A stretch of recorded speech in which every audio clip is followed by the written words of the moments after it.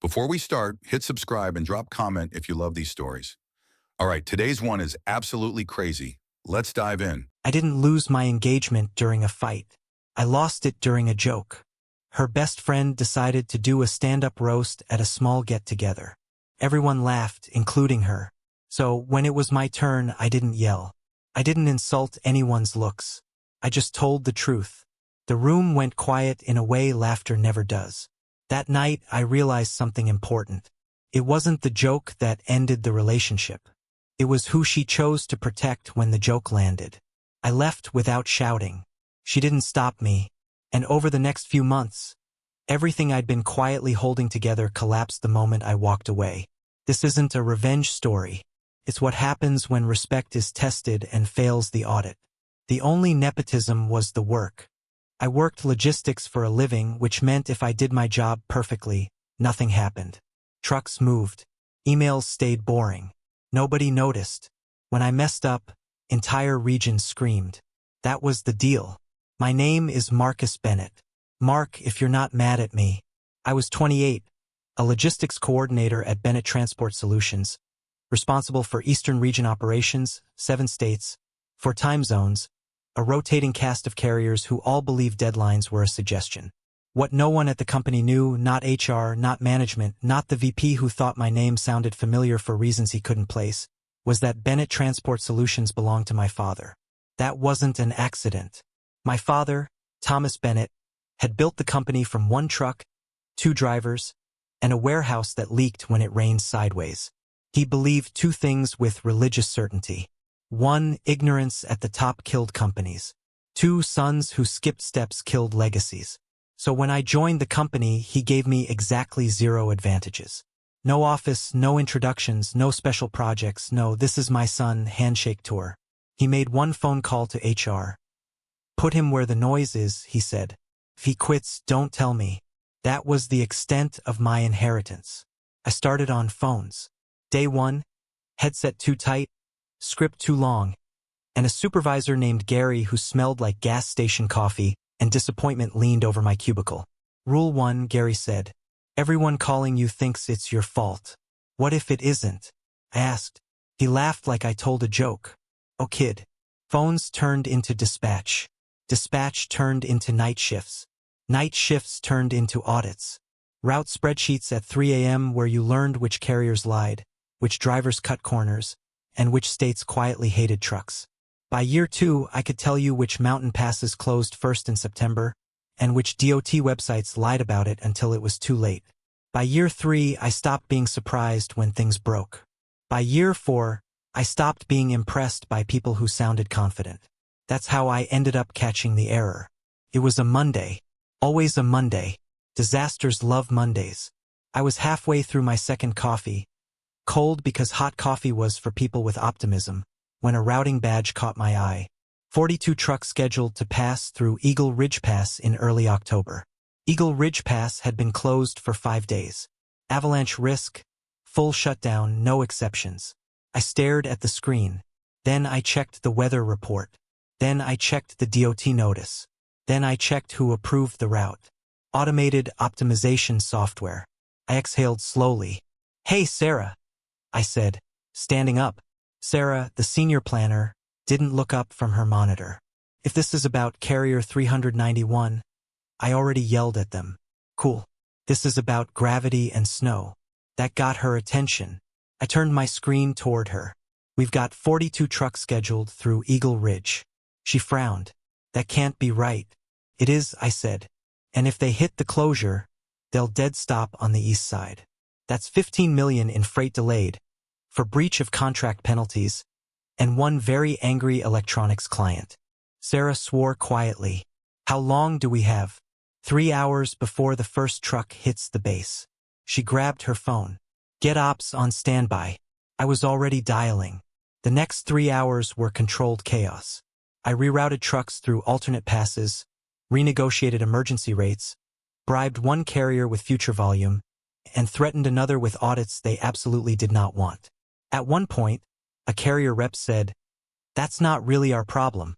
I said, "It becomes your problem when my legal department starts asking why your driver ignored a closure notice. We found the money. We found the routes. We moved the fleet. By 5:23 p.m., the last truck was redirected. I sat back in my chair and finally finished my coffee. Tasted like victory and regret. The email came an hour later from Daniel Wright, VP of Operations. Subject: Nice catch, Mark. You just saved us approximately $410,000 in penalties, delays, and lost contracts. Good work, D. That was it. No exclamation points, no meeting, no applause. Daniel passed my desk later and stopped. Hey, he said. You're the one who caught that pass issue, right? Yes, sir. He nodded.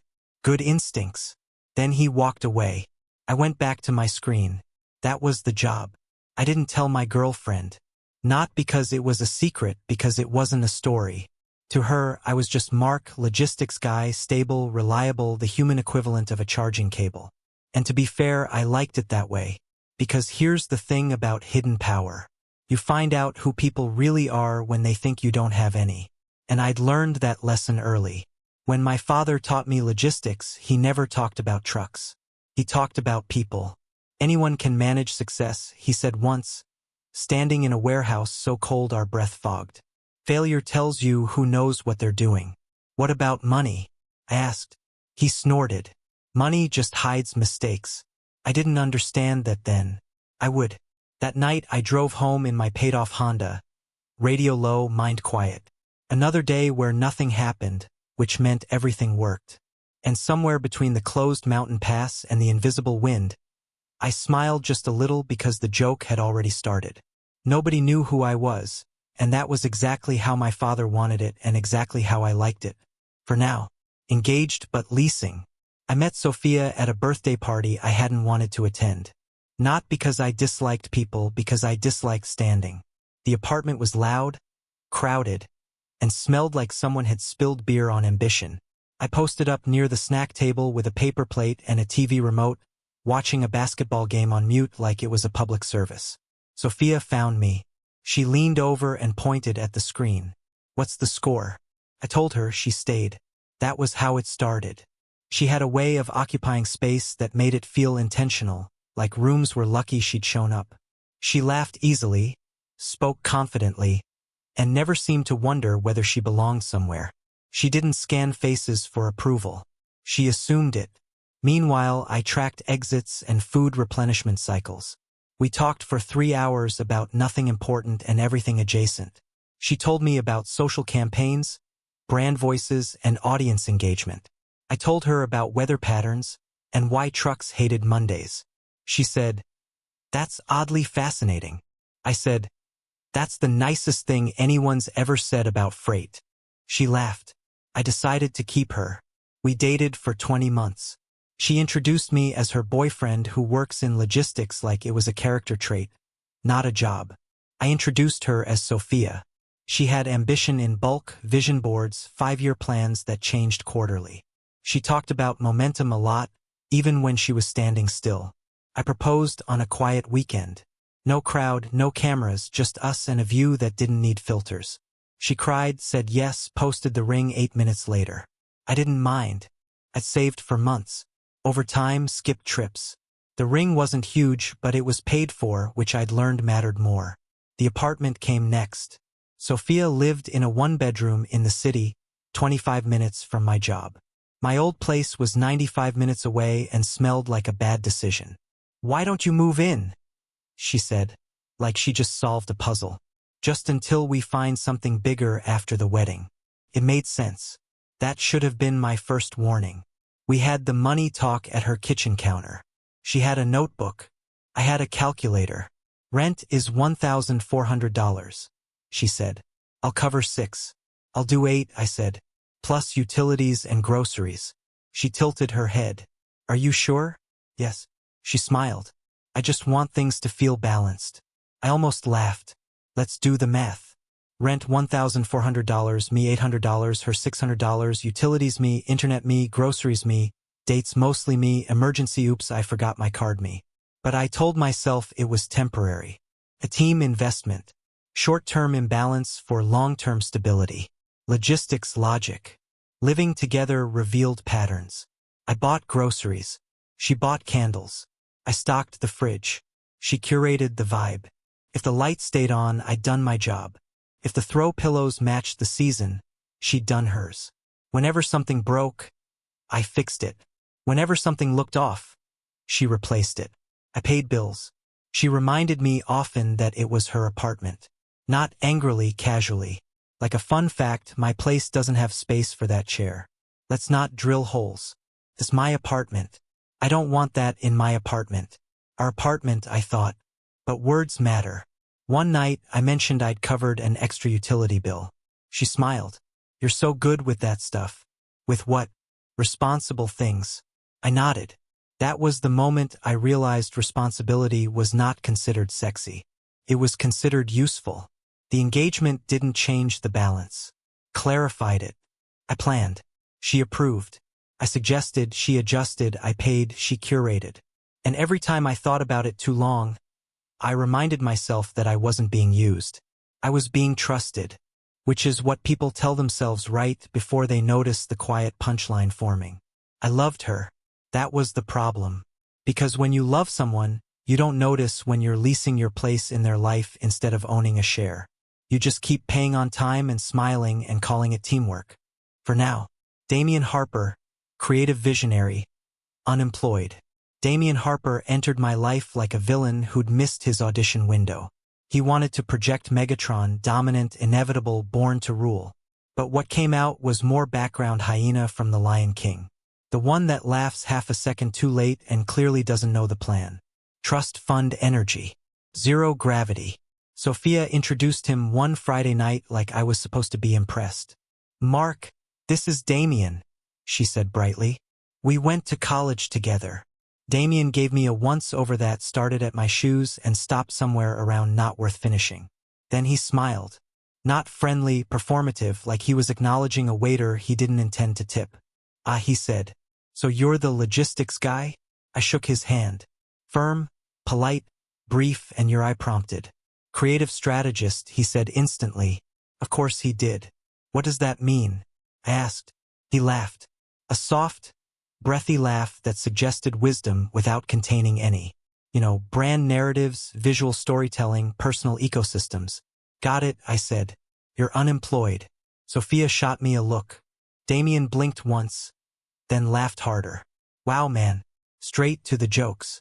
I like clarity, I said. Saves time. That should have been the end of it. It wasn't. Damian treated conversation like jazz. No structure, lots of confidence, absolutely allergic to conclusions. He talked about projects constantly, never outcomes, just projects. I'm developing a multi-platform concept exploring urban alienation. Cool, I said. Will that make money? He waved a hand. It's not about money. Then it's a waste of time and energy. He laughed again. That laugh. The one that said this guy doesn't get it while confirming he didn't get anything else. Sophia squeezed his arm. Damian thinks differently. I've noticed, I said. He is different indeed. Damian assumed I was beneath him immediately. Not because I was rude, not because I was quiet, because I worked. To Damian, work was something people did when they didn't have options. He had options. He just hadn't selected one yet or ever. He leaned against the counter like it owed him something. So, logistics, he said. That's like spreadsheets and buttons, right? Mostly fires, I replied. Metaphorical and financial, he smirked. Sounds intense. It is, I said. You should try stress sometime. Builds character. He laughed. Sophia smiled politely. I didn't. Damian liked to go one-up constantly. If I mentioned weather delays, he mentioned international travel. If I mentioned work deadlines, he mentioned creative flow. If I mentioned budgets, he mentioned abundance mindset. At one point, he asked, So, do you wear a uniform? No, I said, but if you ever decide to have a job, I can help you write a resume. Sophia cleared her throat. Mark, I'm serious, I said calmly. He looks like he needs help. Damian laughed like it was a compliment. It wasn't. The thing about Damian was that he never realized when he'd lost. He mistook politeness for submission, silence for ignorance, calm for insecurity. When he found out I managed Eastern Region operations, he nodded like I told him I collected stamps. Nice, he said. Must be wild pushing all those buttons. I don't push buttons, I replied. I prevent million-dollar mistakes made by people who think software replaces thinking. He paused. That was aggressive. No, I said that was descriptive. Later, after he left Sophia aside, he's just like that, she said. Weird creative. I looked at her. Those aren't synonyms. She rolled her eyes. You don't have to spar with him. I'm not sparring, I said. I'm correcting misinformation. Damien came back again and again. He sprawled on furniture he didn't buy, ate food he didn't pay for, talked about money he didn't earn. And every time he tried to climb over me verbally, I removed the ladder quietly, efficiently, like rerouting a truck before it drives off a cliff. The problem wasn't that Damien thought he was better than me. The problem was that Sophia kept letting him believe it. And somewhere between his buzzwords and his borrowed confidence, I realized something important. Damien Harper wasn't a threat. He was a test. And unfortunately for everyone involved, I was done letting him cheat. Boundary issues sponsored by other people. Damien didn't move in. He just behaved like gravity applied differently to him. First, it was small things. The kind of things people excuse because calling them out feels petty. And nobody wants to be the guy arguing over snacks like it's a custody battle. I came home one night to find him in the kitchen slurping ramen. Not ramen. Ramen. My ramen.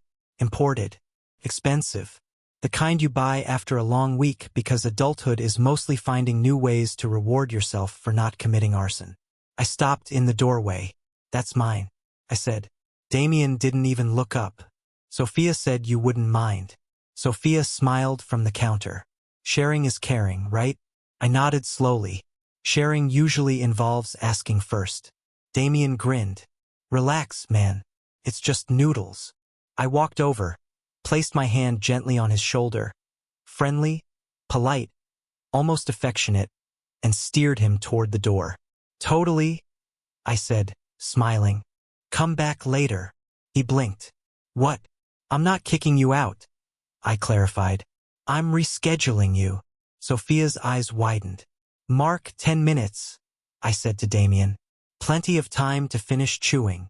I opened the door. Damien laughed because he thought this was a bit tense occupational hazard. I said, out. He stepped outside. I closed the door, locked it. Sophia stared at me like I just committed a hate crime against freeloaders. That was unnecessary, she said. I poured myself water. He was eating my dinner. He didn't mean anything by it. Intent doesn't change inventory. That set the tone. Damien escalated. So did I. Next time it was the jacket. My leather jacket. The good one, the one I bought with my first serious bonus. It hung by the door because that's where jackets live. Damien wore it like it belonged to him. Correction, he wore it like a kid wearing his dad's jacket. Sleeves too long, shoulders too wide. Confidence doing all the heavy lifting. I paused. Let it register. Take it off. Damien looked at me amused. It's cold. So is the sidewalk. I said, Sophia aside, Mark, it's just a jacket. Yes, I agreed. And it's just not his. Damien shrugged exaggeratedly, then leaned closer. You're really attached to your stuff, huh? I smiled, stepped in, and adjusted the collar very gently, like I was helping a child dress for school. I'm attached to ownership, I said. Different thing. I walked him to the door again, hand on shoulder. Calm, friendly. Come back later. Sophia threw her hands up. You're being territorial. No, I said. I'm being geopolitical. Then came electronics. I walked into the living room one evening to find Damien on my couch using my controller, logged into my account halfway through a game I'd been playing for weeks. He didn't even pause. Hope you don't mind, he said. Sophia said it was cool. I leaned against the wall. Did she? She hesitated. I thought you wouldn't care. Damien missed the jump and groaned. Dude, this boss fight is brutal. Pause it. I said he didn't. So, I reached over, paused at myself, and held out my hand. Controller. Damien laughed. You're serious, deadly, I said. I stood him up, placed my hand on his shoulder again, and guided him toward the door like this was a recurring appointment. This is the third boundary today, I said conversationally. 3 strikes means you're done for the evening. Damien frowned. You don't get to kick me out. I don't. I agreed. I just don't let you stay. Out he went. Sophia stared at the door like it had betrayed her. You're making things awkward, she said. I'm making them accurate. They sound similar. The pattern locked in after that. Damien crossed a line. I corrected it. Sophia reframed it over and over. Food. He didn't know it was yours. Now he knows. Clothes. He was just borrowing. Borrowing requires consent. Space. He's comfortable here. Comfort is not a lease. Damien started acting like consequences were a flaw in my personality. You're kind of uptight, man, he said once, standing outside the door for the 4th time that week. No, I replied. I'm consistent. It just feels personal when you keep failing the same test. He laughed. He always laughed because laughing was easier than understanding. The weirdest part, I wasn't angry. This wasn't about dominance or jealousy. This was logistics, inputs, outputs, ownership. Damien treated the apartment like a buffet with no prices. I treated it like a system, and systems don't care about vibes. They care about boundaries. The problem wasn't that Damien kept crossing them. The problem was that Sophia kept asking me to pretend they weren't there. And the more I smiled while escorting him out, the clearer it became. This wasn't about Damien anymore. It was about who thought my limits were negotiable and who thought smooth mattered more than right. The ring is not the problem. The ring didn't come up naturally. Sophia brought it up. We were in the living room late evening, the TV on mute because Damien said commercials killed the vibe. Sophia sat cross-legged on the couch, phone in hand, glowing the way people do when they're about to show something off. Look, she said to Damien, holding up her phone. Mark finally gave it to me. She rotated the screen so the light caught the diamond just right. She didn't look at me when she said it. She looked at him. Damien leaned forward, elbows on his knees like a judge about to deliver notes. I stayed where I was, arms crossed, watching. He squinted, zoomed in with his fingers. Took his time. Too much time. It's nice, he said slowly. Pause. For what it is, there it was. I didn't raise my voice. I didn't stand up. I didn't give him the satisfaction of drama. I answered instantly. Funny, I said. I paid for it outright. No loans, no parents, no apologies. Silence. Real silence. The kind that doesn't echo but presses. Damien blinked. His smile faltered just a hair too slow. You could see him recalculating, searching for a lane where he still mattered. Oh no. I mean, he said quickly, waving a hand. Just remember Brandon's ring. Tiffany's. That thing was massive. 2 carats. Easy. There it was. The pivot. When men like Damien lose ground, they reach backward. Sophia laughed softly. Not nervously. Not defensively, just lightly. Like this was all harmless commentary. That was a different time, she said. She didn't say this one's better. She didn't say this is enough. She didn't say don't talk about my fiancé like that. She said nothing that protected me. Damien relaxed a little, encouraged by the absence of resistance. I'm just saying, he continued, warming up. Some guys play in a different league. No offense, Mark. Not everyone's about diamonds. No, I said evenly. Some people are about status. Others are about ownership. He frowned. You're taking this really personally. I'm taking it accurately. Sophia shifted on the couch, adjusted the ring. Still didn't look at me. That's when it hit. Not like a punch, like a door quietly closing.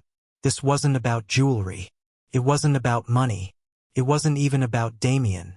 It was about the fact that I just paid for something symbolic, meaningful, and earned, and she'd offered it up for critique like a used car.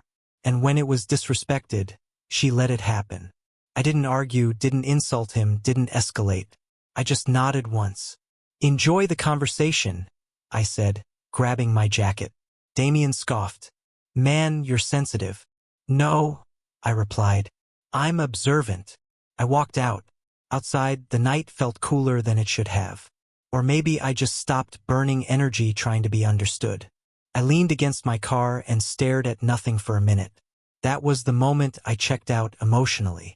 Not because Damien mocked the ring, but because Sophia let him.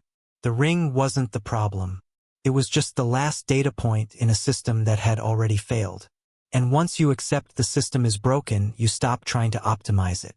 You shut it down cleanly, efficiently, without apology. Creative people don't pay rent. After the ring incident, Sophia didn't pull away from Damien. She leaned in. Not dramatically, not all at once. That would have required honesty. Instead, it happened the way erosion works. Slow, quiet, and always explained as necessary. Damien started inviting her to things. Gallery opening tonight, he said one afternoon, scrolling through his phone like he was skimming Destiny. Very low-key, very intentional. Who's showing? I asked. He looked up. That's not really the point. That should have been the tagline for his entire life. The events multiplied. Pop-ups, showcases, creative mixers, private viewings held in rooms that smelled like dust and optimism. Sophia started coming home later. Sorry, she'd say, kicking off her shoes. Networking ran long. With whom? I asked. She shrugged. People. What people? You wouldn't know them. That was new. Damien framed everything like Mark versus possibility. He's just more fluid than you. Sophia said once, not unkindly. He understands the industry. Which industry? I asked. She frowned. Creative. I waited. She filled the silence with a sigh. You're being rigid. I nodded. That's what happens when things have deadlines. Meanwhile, my days stayed measurable. Routes optimized. Cost reduced. Problems solved. I could point to numbers, contracts, outcomes. Damien pointed to vibes. I'm in talks. He'd say about what? Collaboration. With who? People who matter. No names, no deliverables, no money, just motion. Sophia confused motion for momentum. Damien got subtler. He stopped insulting me directly. That would have been obvious. Instead, he narrated me out of relevance. Mark's very consistent. He told her once while I was in the kitchen. That's comforting. Comforting like a chair, like insurance, not like a future. He'd schedule events last minute. Oh, I forgot to tell you, Sophia would say, already putting on makeup. Damien just texted. Something came up. Something always came up. He started framing my absence as a flaw. You work so much, Damien said. Fossey sympathetic. That must be hard. I like my job, I replied. Yeah, but do you like your life? I smiled. I like being able to afford it. He laughed. Sophia didn't. They developed inside jokes, references I wasn't part of. He'd lean in when he talked to her, lower his voice, make everything feel exclusive. Some people just don't get this world, he said once. And that's okay. She nodded. I noticed she stopped asking my opinion, stopped waiting for me before leaving, stopped wearing the ring unless her parents were visiting. The manipulation was clean. Damien never told her to leave me. He just made it feel like she already had. He positioned himself as excitement, Sophia's obligation. He talked about freedom like it was something I was withholding. He talked about risk like it was bravery. And Sophia ate it up. One night, I came home early with groceries. Planned to cook. The apartment was empty. No text. No note. No heads up. Just silence and a refrigerator that hummed like it was embarrassed for me. At 11:52 p.m., she texted, running late. Event turned into drinks. No apology, no explanation. Cooked anyway, ate alone. By midnight, I packed the leftovers. Logistics teaches you something important. If something consistently fails to arrive on time, you stop scheduling around it. Damien had done his job not by being impressive, by being available. And Sophia mistook accessibility for connection. She thought movement meant growth. She thought noise meant life. And she thought stability was the same thing as stagnation. I didn't argue anymore. I didn't compete. I watched because systems reveal themselves when you stop interfering. And what I was watching wasn't a triangle. It was a replacement. Slow, intentional, and unpaid for now. Creative people don't pay rent, but they're very good at convincing other people, too. The roast that wasn't emotional. The Halloween planning night was supposed to be casual. That was the lie. It started with pumpkin-colored cocktails, a Pinterest board projected onto the TV, and over a dozen people packed shoulder to shoulder, while Damien paced the living room like he was warming up for a TED Talk no one asked for. Costumes, themes, aesthetic, coherence. Damien loved a room once it had an audience. So, he said, clinking his glass for attention, grinning like he'd already been applauded. Costumes. I'm thinking something ironic. Maybe a critique of capitalism. Sophia laughed a little too loud. Damien's eyes drifted to me, parked on the couch in jeans and a hoodie, watching this unfold like a documentary on invasive species. And Mark, Damien continued, warming up. You could come as what you already are. Pause. A logistics guy. Light chuckles. Just throw on a reflective vest, carry a clipboard, maybe a barcode scanner. Really lean into it. More laughter. He kept going. Or maybe dress as a button, since you push them all day. He laughed first. That was his tell. I laughed too. That threw him. Not defensive laughter. Real laughter. The kind that says this isn't landing the way you think. Damien squinted. You good, man? Oh yeah. I said this is great. You're on a roll. He mistook encouragement for permission. Come on, he said, pacing. You've got to admit it's funny. Guy works in logistics. Thinks he's running the world. I nodded. You should tighten that bit. Maybe add a callback. The room chuckled again, but this time it wobbled. Damien tilted his head. You got jokes now? Always did. I said. Just waiting for the right opener. I stood up. No drama. No sight. Just stood. Well, I said, scanning the room. Since we're doing stand-up roasts, I'll go next. Damien laughed. This I've got to see. I smiled. Calm, friendly, flat. So, Damien, I began, is a creative visionary. Laughter. He's currently working on several projects. None of them have names or deadlines or clients. Bigger laugh. Damien's smile tightened. He's big on networking, I continued, which is impressive because it's the only job where you can work every night and still not produce anything. Sophia shifted. I asked him once what he does, I said. He said concept work, which I later found out means his parents give him money so he doesn't starve. A few sharp laughs. Someone choked on a drink. Damien opened his mouth. I kept going. Damien comes from old money, not because he's responsible, because his parents realized early that trust funds exist when trust doesn't. The room went very still. They don't give him cash, I added. They give him allowances because hope is expensive, but disappointment is predictable. Damien's face started changing colors. And back to the projects, I said, nodding thoughtfully. Oh, the project's always just about to launch. Always one conversation away. Kind of like Bigfoot. Everyone's heard of them. No one's seen proof. A nervous laugh rippled through the room. Damien snapped. Okay, that's enough. I raised a hand. Almost done. I turned slightly toward Sophia. And Sophia, I said gently, keep saying Damien is exciting. Which makes sense. Fireworks are exciting, too. Very loud, very pretty, absolutely useless once they burn out. Damien slammed his glass down. What is your problem? He shouted. You think you're better than me? No, I said honestly. I'm employed. That did it. Damien exploded. Words tumbling over each other. Accusations, insults, vague threats about connections and opportunities, and how I'd regret this. Sophia stood up. Mark, she said sharply. That was uncalled for. You embarrassed him. I looked at her, not angry, not hurt, just clear. He started it, I said. That doesn't matter. She snapped. You didn't have to humiliate him. Damien pointed at me. He's insecure. That's all this is. I nodded. Classic closer. Strong finish. Sophia crossed her arms. You need to leave. There it was. I grabbed my jacket. As I walked toward the door, I paused and looked back, smiling. Hey, I said casually. Fun fact before I go. They both looked at me. Studies show, I continued, that higher concentrations of stupidity are usually found in pairs. Beat. Enjoy the night. I stepped out, closed the door, and for the first time all evening, the room was quiet. No yelling, no theatrics, just facts. And the sound of a system finally rejecting bad input. Exit strategy. Patrick Reynolds answered the door in socks and a t-shirt that said, Patch Wednesdays are a lie.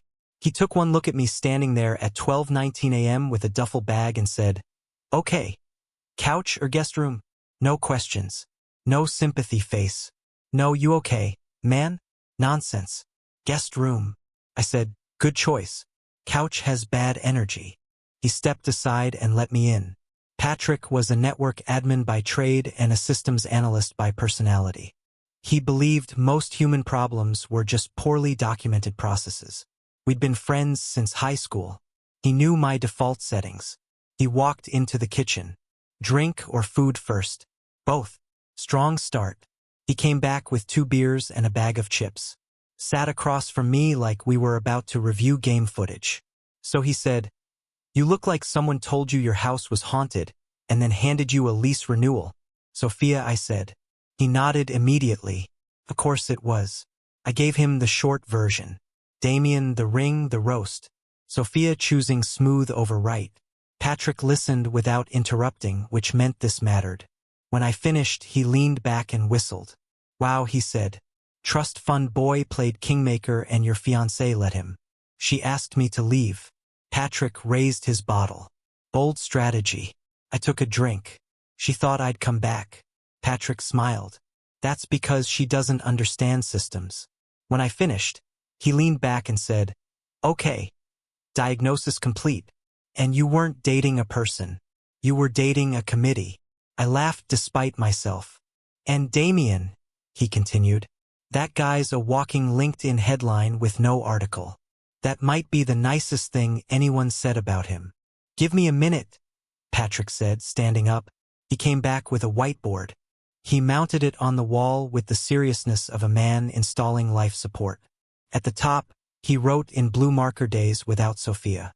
Below it, he drew a 0. "Seriously?" I asked. "Deadly," he said. "We're tracking recovery." He added a second column. "Flying monkey count." "What's that?" I asked. "People who are about to call you on her behalf as if summoned by the marker gods." My phone buzzed. Unknown number. Patrick squinted. "Answer it." I did. Sophia's best friend, Rebecca, came the voice. Sharp. Prepared.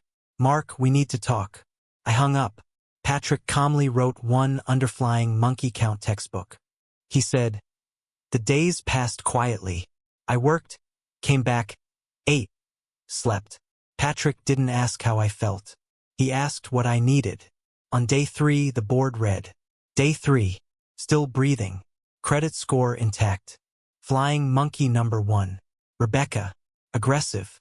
Patrick underlined aggressive twice. "She opened with guilt or volume?" He asked.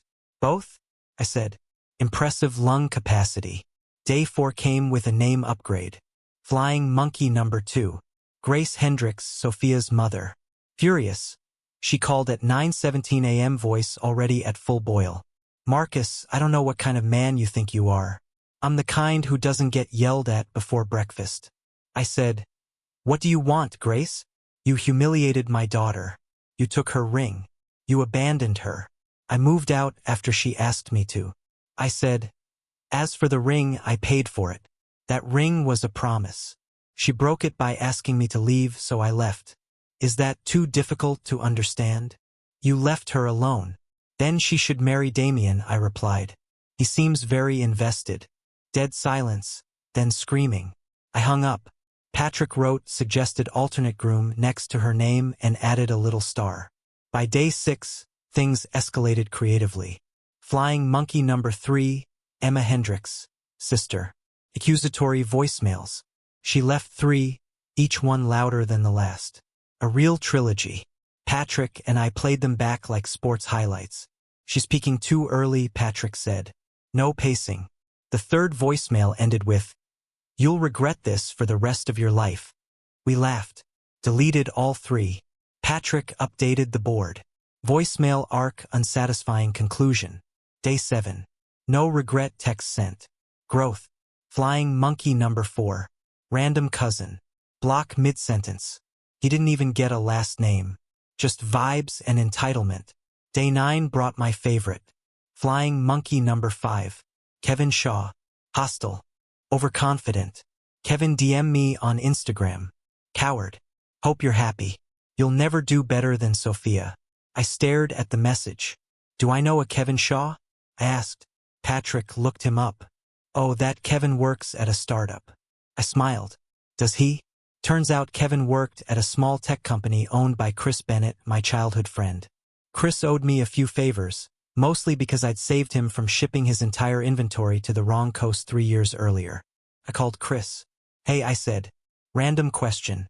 How's Kevin Shaw doing? Pause. Not great, apparently.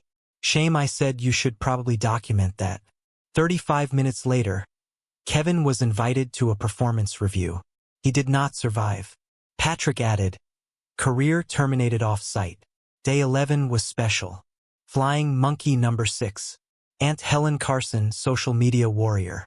She found me on Facebook, typed a long comment about family values, loyalty, and how Sophia deserved better. I opened the message, typed 3 dots, stopped, closed the app, left her waiting.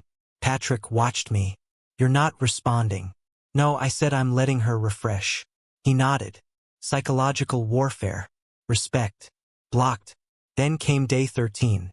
The boss fight. Wicked witch. Sophia. Direct contact. She called. I answered. You need to pay the pending bills. She snapped. Utilities, internet. You don't just get to disappear. I moved out. I said, your apartment, your bills. You can't do this to me. I already did. She started threatening. Legal words, emotional words. Financial panic disguised as confidence. I listened, then hung up. No goodbye. Patrick slowly turned toward the board, picked up the marker, updated it carefully. Day 13. System attempted self-repair. Failed. Flying monkey count 7. Wicked witch 1 active. Patrick capped the marker. You're trending upward, he said. Less rumination, more snacks, fewer villains with access. I leaned back on the couch, stared at the board, and felt something click into place. They weren't reaching out because they cared. They were reaching out because the system had lost its funding. I wasn't heartbroken. I was done being infrastructure for people who contributed nothing but noise. Logistics rule number 1. When a route collapses under bad cargo, you don't argue with the freight. You cut it loose and keep moving. Day 18 was extraction day. I checked Sophia's Instagram. Brunch photos, bottomless mimosas. She'd be out until at least 2. Time, Patrick asked. Now he grabbed the keys. Let's go recover assets. We moved like professionals. Boxes in the truck. Tape ready. No wondering, no reminiscing. Patrick handled the living room. I went straight to the bedroom. I packed only what was mine. Clothes, books, gaming setup, tools, the good kitchen knives, no joint purchases, no emotional artifacts. I unplugged my PS5 last. Powered it up once just to be sure. My account loaded. Progress intact. Saves untouched. No dramatic deletion. No petty revenge. I smiled. Actual relief. Some losses you can't recover. Others come with cloud backups. I found the ring in her jewelry box. Small, simple, paid for. I held it for a second, then put it in my pocket. Patrick poked his head in. You good? Yeah, I said. PS5 survived. He exhaled like we just cleared a hostage situation. Thank God. That would have been unforgivable. He nodded once. Don't linger. I left a note on the counter. Engagement is off. I've taken the ring. Mail forwarding is set. Good luck. No signature. No explanation. Patrick read it and nodded approvingly. Concise. No room for debate. Outside. We loaded the last box. You sure about the ring? He asked. I paid $3,500. He grinned. Resale value? Maybe $2,700. He winced. Oof. Emotional severance tax. Worth it. He started the truck. You know what the best part is? What? Some guy is going to buy that ring in 6 months for his girlfriend and have no idea it's recycled karma. That's dark. That's logistics. Back at his place, Patrick updated the board. Day 18. Assets recovered. Below it, ring status liquidated eventually. PS5 status safe. Count intact. I sat on the couch and felt lighter. Not happy, but clear. Breakups weren't tragedies. They were audits. You reviewed what failed, reclaimed what was yours, and closed the file. No dramatics, just an exit strategy executed cleanly. And for the first time in weeks, I slept like nothing was overdue. When vibes meet math, I didn't hear about the collapse from Sophia. I heard about it from Claire Foster, one of the few people in Sophia's orbit who could still distinguish concern from performance. She texted me on a Thursday afternoon. "Got a minute? You're not going to like this. That's never how good news starts." I called her. "Hey," I said, "what happened?" She exhaled, long controlled. The kind of breath people take before saying something they already know they'll have to repeat. Sophia invested $35,000. I waited in what? A creative collective. Of course, Claire explained it the way professionals explain disasters, chronologically, gently, like the facts might bruise if handled roughly. Apparently, Damien had been working with a group of creatives on something big, an arts funding initiative, a decentralized collective, community-backed creative capital. He'd had a website, social media, testimonials from people who spoke exclusively in present tense about future success. Damien pitched it as early access. Ground floor. Claire said he used that phrase a lot. How much did Sophia put in? I asked. 35,000. I laughed. It slipped out. Not joy, just disbelief. She doesn't have 35,000. I know, Claire said. She put it on 2 credit cards and a personal loan. That's when vibes officially met math. The collective worked like most elegant disasters do.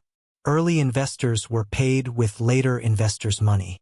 Exclusive events reinforced belief. Fancy language replaced accountability.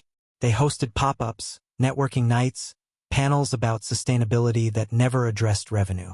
Damien wasn't the mastermind. He was a recruiter. He brought people in, took a cut, smiled a lot. He even invested himself. 60,000 his parents' money. Claire clarified. They wired it. Apparently, they still fund him, just indirectly. Trust fund logic. The collapse was quiet. No announcement. No apology. Just a vanished website and unanswered emails. Payments stopped. People panicked. The math showed up holding a clipboard. Sophia tried to reach Damien. Blocked. She tried the collective founders. Disconnected. She refreshed the website until at 4:04 That's when optimism finally clocked out. She lost everything. Claire said, "I didn't ask what everything meant. I knew. Savings, credit, apartment. Turns out landlords don't accept future creative potential as rent." Sophia moved back in with her mother. Grace Hendricks, furious, vindicated, loud. Social media followed. Sophia deleted posts, then comments, then accounts. Turns out authentic growth journeys don't photograph well when creditors are involved. And Damien, I asked. Claire paused. He disappeared. Change numbers. Lock profiles. No forwarding address. Of course, people are saying he didn't know it was a scam. People say lots of things when invoices arrive. She laughed despite herself. "I figured you'd want to know," she said. "She's telling people you ruined her life." I leaned back in my chair. "Interesting theory. She says if you hadn't left, she wouldn't have invested. That's not how cause and effect works." I said, "That's how blame works." After we hung up, I sat there for a while. No anger, no satisfaction, just confirmation. The system didn't fail because I left. It failed because it was built on optimism instead of accountability. Damien sold vibes. Sophia bought hope. Math collected. Reality doesn't gloat. It invoices. And it never accepts excuses as payment. I closed my laptop and went back to work. Routes to review, numbers to check. Some systems collapse, others keep moving on time. The magazine article. 7 months after everything imploded, my father finally said my name out loud. Not privately, not quietly, not in a way that could be walked back. The company had rented out a hotel ballroom for the annual Regional Leadership Summit. Long tables, bad coffee, banners that said "Forward Together" like anyone had voted against it. I stood near the back with people who knew me as Mark from Ops, holding a paper cup and pretending not to notice the projector glitching. My father took the stage. Thomas Bennett didn't do speeches. He did statements, short sentences, no adjectives unless they earned it. He talked about growth, about stability, about how systems fail when leadership doesn't understand the ground level. Then he paused. That pause had weight. I want to introduce someone most of you already work with, he said. Someone who's been solving problems quietly for years.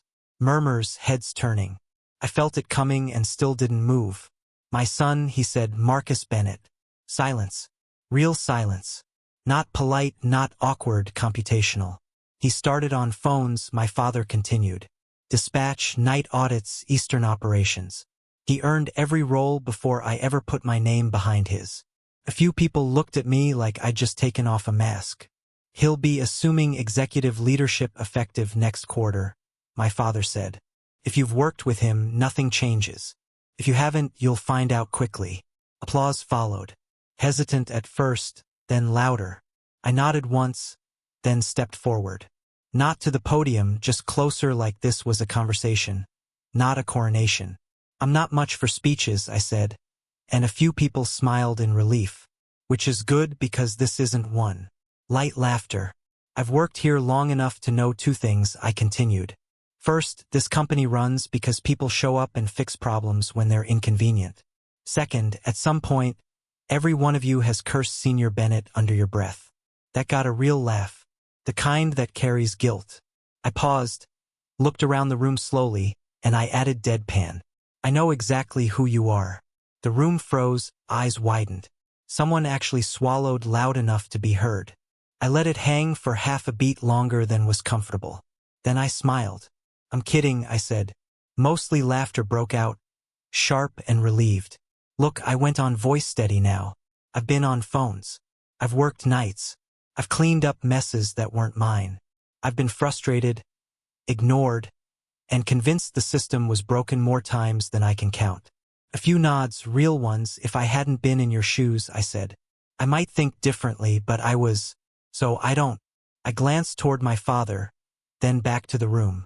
This doesn't change how I work, and it doesn't change what I expect. We do things right. We fix what breaks. And when something goes wrong, we complain briefly, curse creatively, and then solve it together instead of ignoring it. I shrugged lightly. That's it. No magic, no reinvention, just the same work done better. I stepped back. No grin, no victory lap, just confirmation with a punchline. And somehow that landed harder than applause ever could. The reveal didn't explode socially. Propagated. Trade publications picked it up 3 days later. Bennett Transport Solutions announces succession plan. Founder Thomas Bennett taps son Marcus Bennett as next CEO. Photos I hadn't approved. Numbers I hadn't asked them to include. Words like heir apparent and quiet architect. I skimmed it once and went back to work. Sophia saw it online. I know because Claire texted me. She just found out. She's spiraling. I pictured it easily. Her phone. Her face. The sudden recontextualization of every argument. The boring logistics guy. The paid-off car. The calm, the refusal to compete. All of it clicking into place too late. She Googled my name, then the company, then the numbers, net worth estimates, speculation, articles using the word millions like it was gossip instead of math. She called. I didn't answer.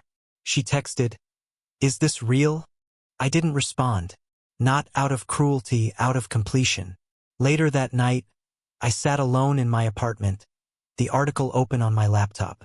My name looked strange in print, like it belonged to someone who talked more. My father called. You okay? He asked. Yeah, I said. Just another day. He chuckled. You always say that. Because it usually is. He paused. You did good. That meant more than a headline. Somewhere across town, Sophia was rereading conversations, recalculating tone, rewriting history, trying to figure out how she'd mistaken silence for insignificance, how she traded stability for vibes, how she'd missed the difference between loud confidence and quiet leverage. Irony doesn't announce itself. It waits, and when it arrives, it doesn't laugh. It just lets you understand everything all at once. I closed the laptop. Tomorrow, trucks would still move. Numbers would still matter. And nothing, absolutely nothing, needed explaining. Damien learns what a budget is. I ran into Damien on a Wednesday morning. Of course, it was a Wednesday. The universe has a sense of timing. I'd stopped at a coffee place near the office. Clean, efficient, expensive enough to discourage loitering. I was answering emails on my phone, half listening to the barista call out orders like she was reading flight delays. Then I heard my name, Mark. I turned. Took me a second to place him. Same face, less confidence. The clothes were still expensive, but they didn't sit right anymore, like they'd been purchased for a version of him that no longer existed. The smirk was gone, replaced with something careful. Measured Damien. He held a medium coffee. No extra shot. That told me more than anything else. Hey, I said. He nodded too quickly. Didn't expect to see you here. I work nearby. I said you? He hesitated. Meeting? Of course. We stood there in line silence, which felt heavier than conversation.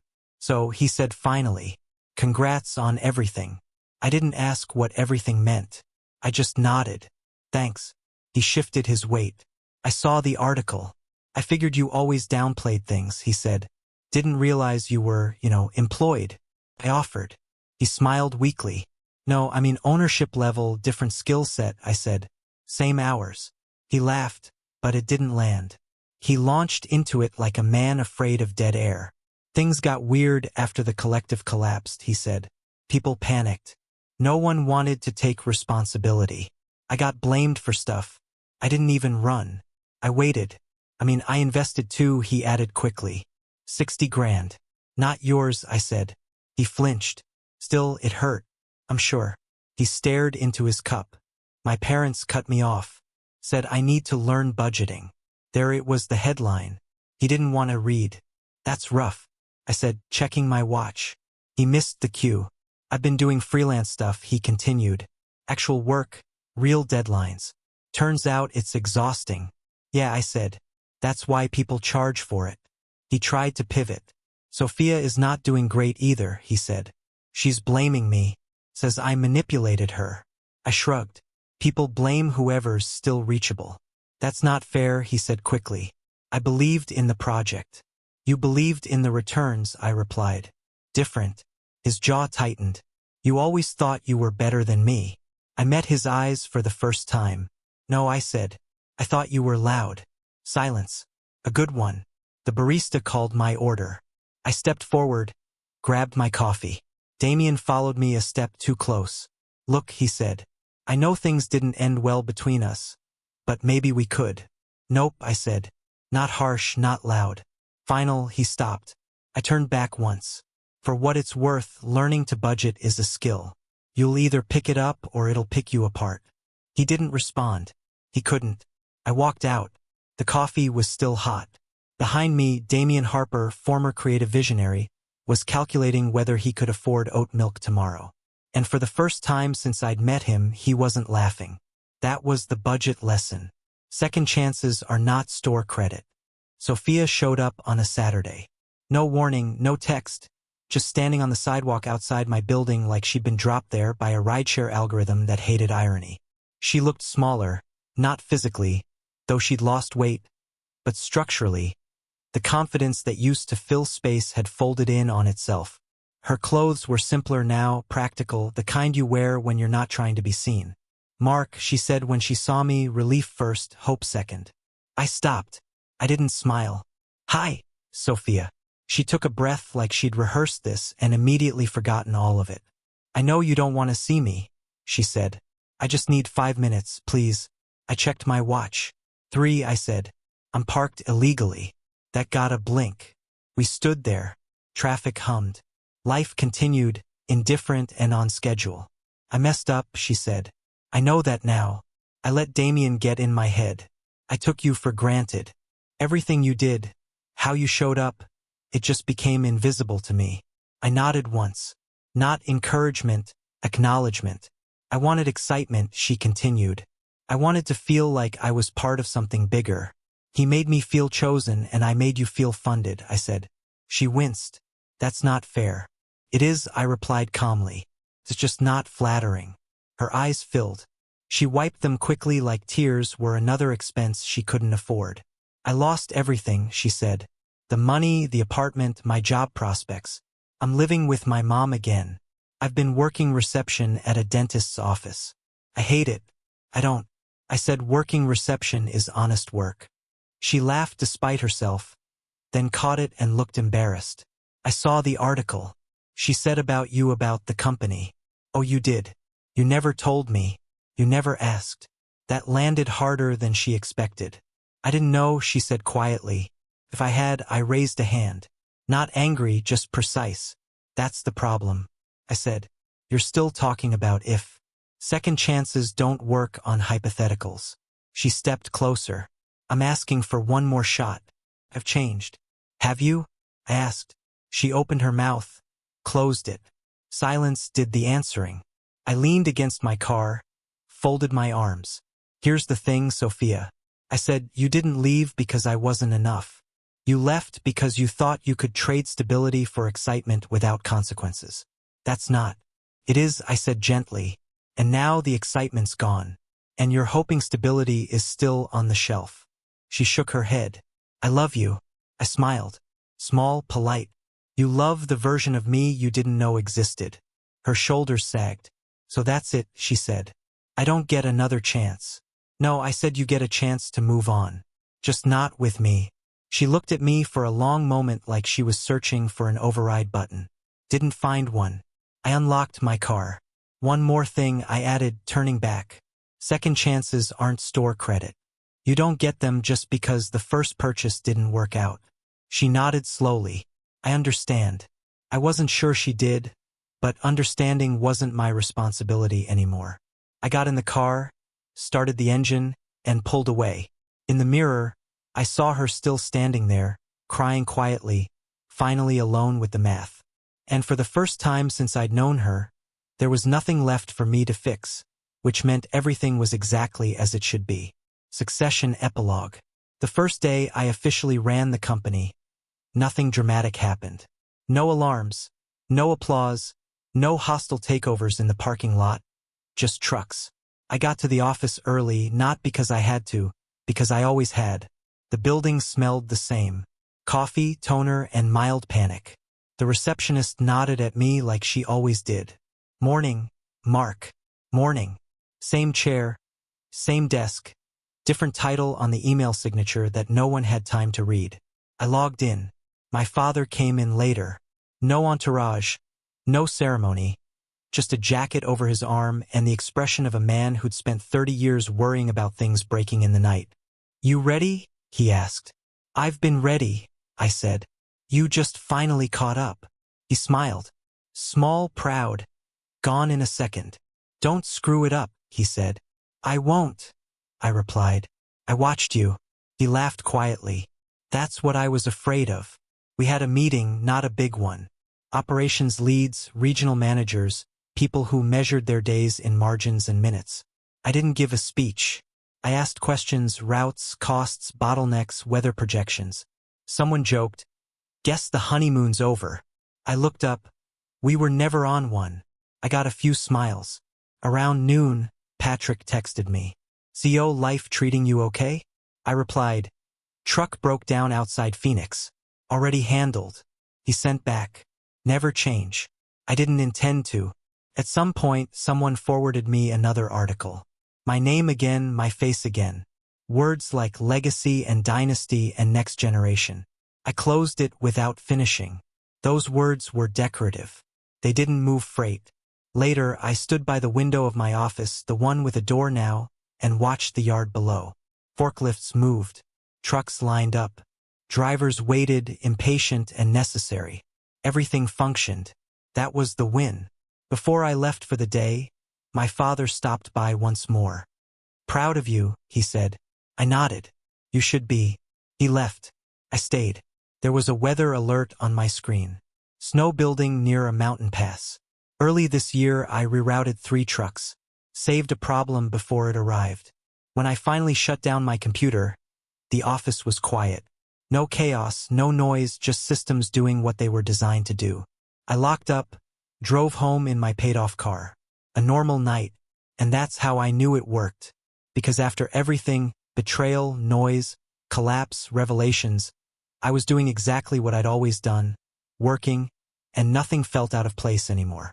At what moment did you realize he should have walked away sooner? Drop your thoughts in the comments. If you enjoyed this story, Like and subscribe for more stories about boundaries and self-respect. Thanks for listening.